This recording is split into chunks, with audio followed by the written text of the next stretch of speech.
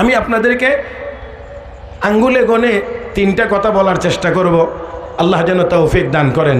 একজন মহিলার মৌলিক তিনটা পরিচয় আছে। কয়টা পরিচয়? তিনটা পরিচয়। এক নাম্বার, সে একজনের মেয়ে। দুই নাম্বার, সে একজনের স্ত্রী। তিন নাম্বার, সে একজনের মা। বাকি যত পরিচয় আছে সবগুলো তার সাথে সম্পৃক্ত। কারণ মা না হইলে দাদিও হতে পারবেন না, নানিও হতে পারবেন না। কাজেই দাদি আর নানি এটা মা হওয়ার পরের পর্ব। কথা ঠিক কিনা আমার ভাইয়েরা? তাহলে প্রথম পর্ব সে একজনের মেয়ে। জন্মের পর থেকে নিয়ে বিবাহের আগ পর্যন্ত শুধুই তার পরিচয় সে একজনের মেয়ে। আমার ভাইয়েরা, ইসলাম এখানে এই জায়গাতে মহিলাদেরকে অধিকার ছেলের চাইতে বেশি দিয়েছেন, মেয়েকে ছেলের চাইতে অধিকার বেশি দিয়েছে। আমি আপনাদেরকে ফাঁকে আরেকটু কথা বলে রাখতে চাই, আমাদের মা বোনেরা যদি সঠিকভাবে জানতে পারতো ইসলাম তাদেরকে কি পরিমাণ অধিকার দিয়েছে, যদি জানতে পারতো, তাহলে আমার মনে হয় এদেরকে জোর করেও ঘর থেকে বাহিরে নেওয়া যাইতো না, এদেরকে দিয়ে বাহিরের কোনো কাজ করানো যাইতো না। তারা বলতো আমি কেন বাহিরে যাব, আমার কাজ বাহির সামলানো না, বাহির তুমি সামলাও, আমি ঘর সামলাইব।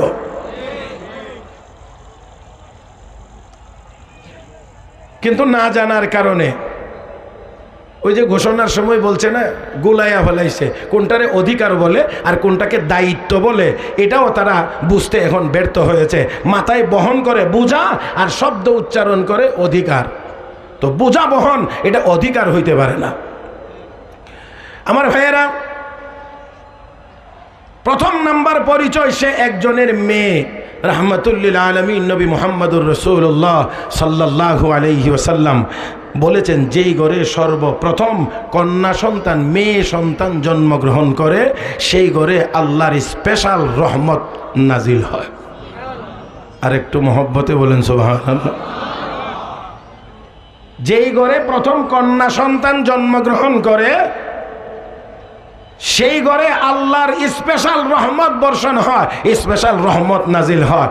আমার ভাইয়েরা, সাথে আসেন ছেলেও হয়েছে, মেয়েও হয়েছে। ছেলের লালন পালনের দায়িত্ব পিতামাতার উপরে সাবালক হওয়া পর্যন্ত, আর মেয়ের লালন পালনের দায়িত্ব হলো বিয়ে দেওয়ার আগ পর্যন্ত। বলেন তো দেখি কোনটা বেশি? হ্যাঁ, মেয়েটা বেশি। আমার ভাইয়েরা, তাহলে ছেলে সাবালক হয়ে গেলে তার লালন পালনের দায়িত্ব, ভরণ পোষণের দায়িত্ব মা বাবার জন্য বাধ্যতামূলক না।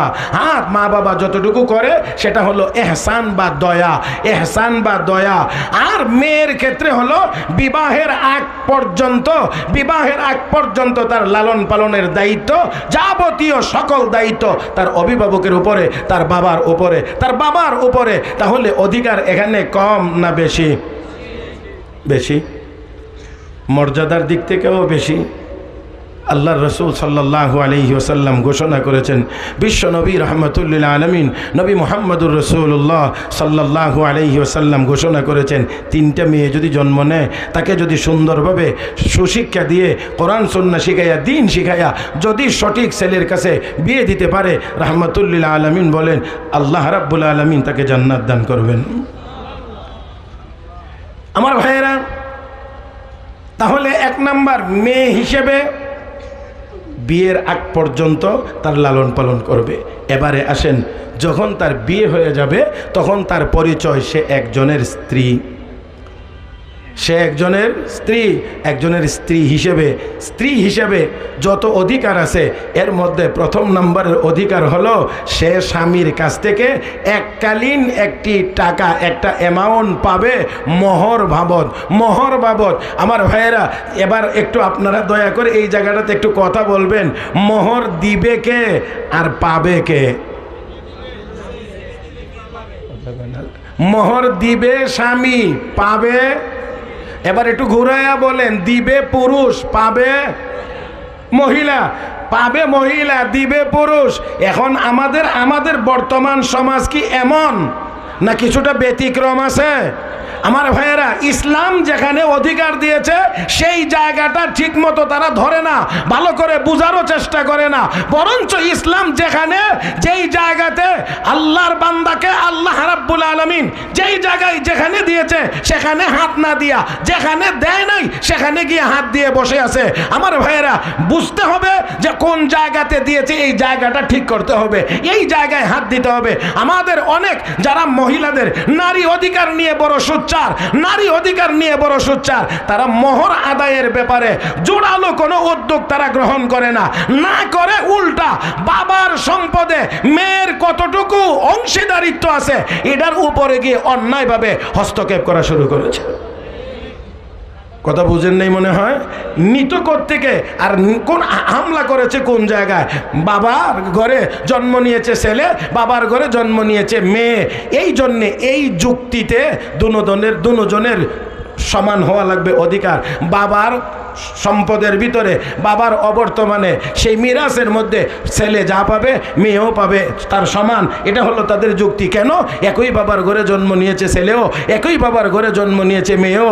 আমার বন্ধুরা, প্রথম নাম্বার কথা হলো মনে রাখতে হবে, ইসলাম যুক্তি দিয়ে চলে না, ইসলাম দলিলের ভিত্তিতে চলে। এই ঠিকটা আর একটু জোরে লাগবে। ইসলাম কারো যুক্তির নিরিখে চলে না, ইসলাম দলিলের ভিত্তিতে চলে। মনে রাখতে হবে, সর্বপ্রথম যুক্তি দেখাইছিল আল্লাহর হুকুমের বিরুদ্ধে মিস্টার ইবলিস। আর এই যুক্তির কারণেই সে মালউন হয়েছে, অভিশপ্ত হয়েছে। আল্লাহ রাব্বুল আলামিন ফেরেশতাদেরকে নির্দেশ দিয়েছিলেন, আর এই ইবলিস ছিল ফেরেশতাদের শিক্ষক। وَإِذْ قُلْنَا لِلْمَلَائِكَةِ اسْجُدُوا لِآدَمَ فَسَجَدُوا إِلَّا إِبْلِيسَ أَبَى وَاسْتَكْبَرَ وَكَانَ مِنَ الْكَافِرِينَ। আল্লাহ সবাইকে নির্দেশ দিলেন আদমকে সেজদা করো, সবাই করলো, একজন করে নাই, ইবলিস করে নাই। আল্লাহ জিজ্ঞেস করলেন, মা মানআকা আল্লাহ তাসজুদা ইয আমারতুক? আমি নির্দেশ দেওয়ার পরে কোন জিনিসে তোকে মানা করলো, নিষেধ করলো? না করলো আদমকে সেজদা করতে, না করলো কে? আনা খায়রুম মিনহু, আমি আদমের চেয়ে শ্রেষ্ঠ, আমি আদমের চেয়ে শ্রেষ্ঠ। কেমনে? খালাকতানি মিন নারি ওয়া খালাকতাহু মিন তিন, আমাকে আগুন দিয়ে বানাইছো, তাকে মাটি দিয়ে বানাইছো। আগুনের বৈশিষ্ট্য উপরে যায়, মাটির বৈশিষ্ট্য নিচে যায়। তো আমি আগুন হয়ে মাটির আদমকে সেজদা করতে যাব কোন যুক্তিতে? এই ছিল তার যুক্তি। আমার বন্ধুরা, বলেন দেখি, আল্লাহর হুকুমের সামনে কোনো যুক্তি চলে? এত আসতে বলবেন না। আল্লাহর হুকুমের সামনে কোনো যুক্তি চলে? যুক্তিকে কোরআন ও হাদিসের আলোকে চালাইতে হবে। কোন যুক্তি যদি কোরআন হাদিসের আলোকে হয়, কোরআন হাদিসের সাথে মিলে যুক্তি গ্রহণযোগ্য, কোরআন হাদিসের সাথে যদি উল্টা হয়, সাংঘর্ষিক হয়, হাজার যুক্তি আমার আল্লাহর কোরআনের এক আয়াতের সামনে দাঁড়াতে পারে না, টিকতে পারে না, মুসলমান গ্রহণ করতে পারে না।